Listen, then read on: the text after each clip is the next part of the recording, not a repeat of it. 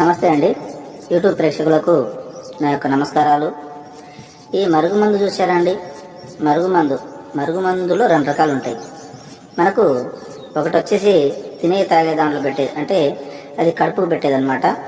అది మనం అన్నంలో, కూరలో, చికెన్లో, మటన్లో, జ్యూస్లో, స్వీట్లో, కూల్ డ్రింక్లో అది పెట్టచ్చు. అంటే తినే తాగే దాంట్లో పెట్టాలి, అది కడుపుకు పెట్టేది వస్తుంది. ఇక రెండోది మనకు బట్టలకు, చెప్పులకు, తలకు, వంటికి ఏదో ఒక భాగాన పూసే మరుగుమందు వస్తుంది అనమాట. అది లిక్విడ్ వస్తుంది, అది పవర్ఫుల్ లిక్విడ్ అనమాట. అది కొద్దిగా అంటించినా ఇక మనం చెప్పినట్టే వింటారు, మన చెప్పు చేతలు ఉంటారు, అంటే వాళ్ళకు మనం చెప్పింది ఏదమవుతుంది అనమాట. దీంతో పాటు వశీకరణ పూజ కూడా చేస్తానండి.